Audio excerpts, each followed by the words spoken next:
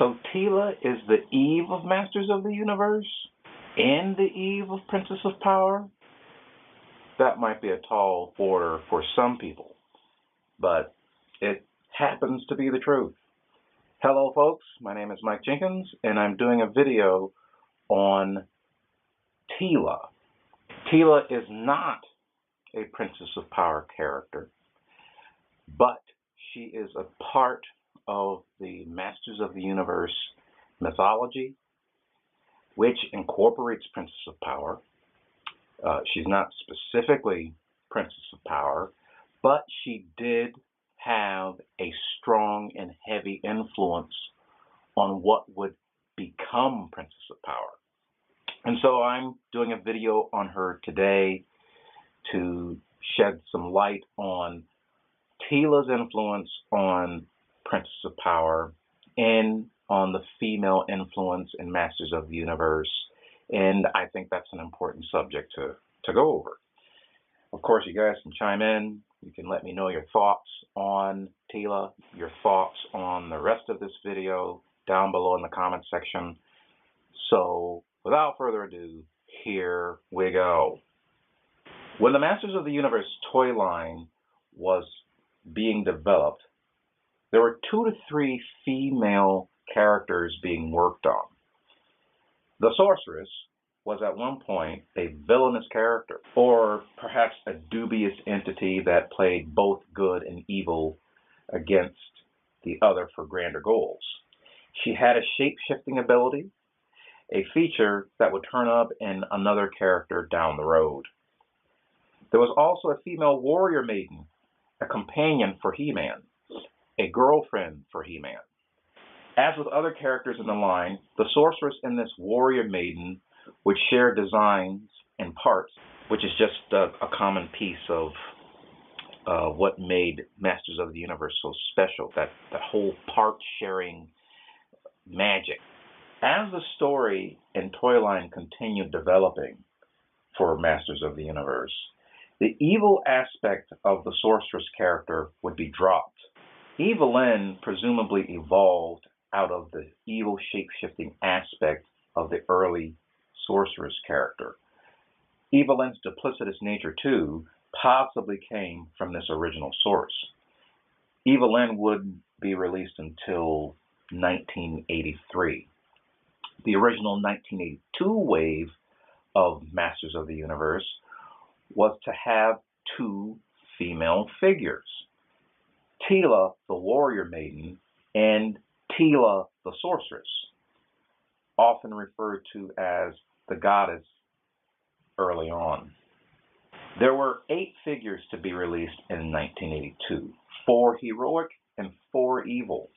He-Man, Teela, Man-at-Arms, and the Sorceress were on the heroic side. Skeletor, Beastman, Merman, and Stratos were the villains. Mattel decided that 2 female characters was just too much for an initial wave of a boys' toy line. And so Teela and the Sorceress ended up being combined into one figure, kind of a cheap. That's really a cheap out there. How do you just take 2 separate and distinct characters and combine them into one, and then try to sell it off to the kids as if, oh, hey, it's no big deal, guys. It's 2 characters, but it's one figure. You should be okay with that. The snake armor on Teela gets you the Sorceress. Take off the snake armor, and you have Teela, the warrior maiden. With the Sorceress Teela and the warrior maiden Teela being combined into one figure, the Sorceress's slot in the heroic lineup was taken over by Stratos, and Stratos' evil spot brought on a new character, the evil cosmic enforcer known as Zodak. The merging of Teela and Sorceress led to some major confusion by story writers of comics and storybooks, as well as consumers themselves. Mattel tried to reconcile the confusion in the mini-comic Tale of Teela, which came with the Teela figure early on, but was later dropped because of the evolution of the sorceress into her falcon motif, but I'll get into that later. The Tale of Teela mini comic showed the connection between the two characters. Teela, the warrior maiden, is created when Skeletor magically steals a portion of the sorceress using the magics of Point Dread. He plans to raise the baby that forms from the wicked spell and use her to steal the powers of Castle Grayskull. This plot is thwarted by the sorceress and Man-at-Arms. Man-at-Arms goes on to raise the baby as his own daughter. He names the baby after the sorceress, so both characters share the name Teela, and this story explains why. Teela and sorceress are able to merge into one original being, creating a more powerful sorceress, but the sorceress doesn't allow this since the warrior maiden has grown up and has her own life now. Though the Tale of Teela does a good job of explaining the somewhat confusing state of the Teela toy, it's still confusing, and so the sorceress is radically redesigned using the Zor Falcon motif for the cartoon series. So from Teela came the Teela Warrior Maiden, we all know and love in 1982. The sorceress, also known as the goddess, was the same figure in 1982, and most likely Evil-Lyn, who was released in 1983. Evil-Lyn took some design cues from early sorceress designs, in particular her helmet. And Evil-Lyn also totally reuses the Teela buck from the neck down. As a side note, we wouldn't get a proper sorceress figure based on the cartoon design until 1987, which happens to be the end of the Masters of the Universe toy line. This may be due to licensing issues that had to be worked out between Filmation and Mattel. Filmation is primarily responsible for Sorceress's Falcon redesign.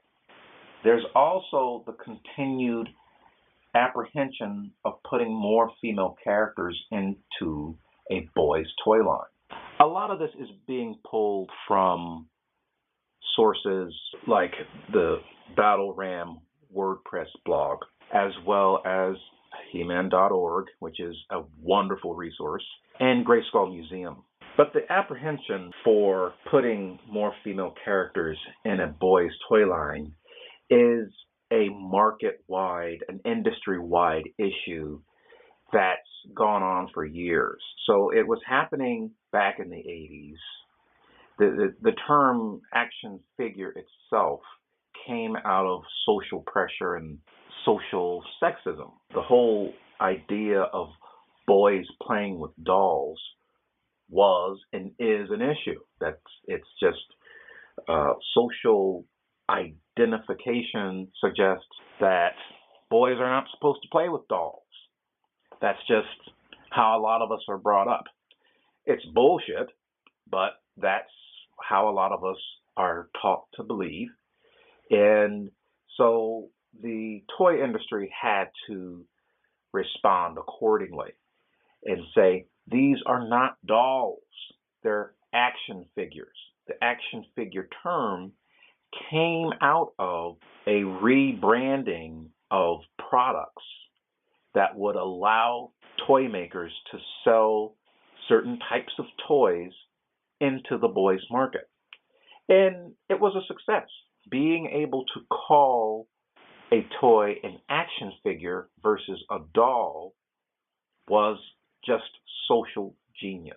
And so that's just how the industry works. That's how all markets work. They're driven by social structure. And so there is the matter of, okay, it's an action figure. It's being sold into the boys' market. And we probably don't want to do things that push us closer to that whole doll concept. So we probably don't want to push the whole idea of having too many female characters in the toy line. And so you'll see it with all sorts of toy lines. Most toy lines, particularly in the 80s, either didn't have female characters or they had the one or maybe two token characters. Superpowers, for example, had 3 years worth of figures and only had Wonder Woman. Thundercats only had Chitara. Transformers didn't have any female characters. There was about 3 or 4 characters in G.I. Joe. You know, you had Lady J, you had Scarlet, you had CoverGirl, you had Zorana, you had Jinx. But G.I. Joe happens to be one of the more prolific toy lines from the 80s and lasted longer than most. Despite the stigma of having too many female characters in the Masters of the Universe toy line, Teela sales were through the roof in comparison to other figures. There's 3 likely reasons for this. Number 1, being the only female character actually made her a highly sought-after toy. The rarity increases the value. Number 2, because she represents 2 characters, there is the great possibility that the story Tale of Teela and other stories doubled her sales potential. Consumers would buy 2 Teelas to represent the 2 separate characters. Number 3, girls bought Teela too, making the female figures a bridge between the boys and girls market and expanding Masters of the Universe's selling potential overall. Because of Teela's performance and other factors, it was determined that 30% of Masters of the Universe's consumer base was girls. With key managers at Filmation and Mattel, like Lou Scheimer and Roger Sweet, having long expressed a need for a female He-Man, the next logical step was to increase the presence of female characters in the Masters of the Universe toy line by creating a new faction of characters led by a female He-Man. Since Teela was the catalyst for this new female He-Man, she was used as a springboard for the design of the character. Justine Dancer, who had worked at Kenner and began developing a female action figure line there that was rejected, was brought on to Mattel. Dancer started the initial designs of this new character, who started as a Teela lookalike. The snake headpiece became more of a tiara. The snake theme was eventually dropped and replaced with more of a bird theme, which tied into the castle design that Justine Dancer was working on. Inevitably, the new female He-Man, who took on monikers like She-Ra and Hera, or Hera, eventually became She-Ra, which was a name locked in by Filmation's Larry DiTillio. She-Ra was taken over by the girls department at Mattel. The boys department was strongly reluctant in the takeover, but the need to produce diversified flanker lines in a strategic interest of boosting Barbie sales trumped any needs from Masters of the Universe expanding its influence to the girl market from the boys' toy aisle. Girls know how to do girls' toys better, right?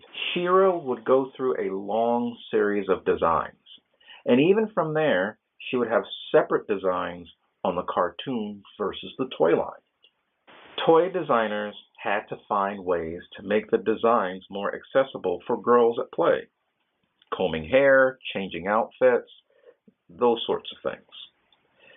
Princess of Power got its start as an expansion of Masters of the Universe before getting split off into its own thing. And so from Teela came the warrior maiden Teela, the sorceress goddess Teela, and most likely Evil-Lyn. From Teela as well came She-Ra. So the term Eve of Masters of the Universe and Princess of Power is very befitting. But that's my take on it. You guys let me know what you think of Teela being the Eve of Masters of the Universe and Princess of Power. Maybe you have your own thoughts on this, so you can either chime in below in the comments, or you can jump over on Facebook and put your comments into our Facebook page celebrating Princess of Power. Or we also have a Princess of Power group called The Last Gate of Etheria. I welcome you to either of those places on Facebook. We love building Princess of Power community, and those are two of the best places to do it. So, this weekend, I will be doing a video on Glimmer, but until then, ta-ta for now.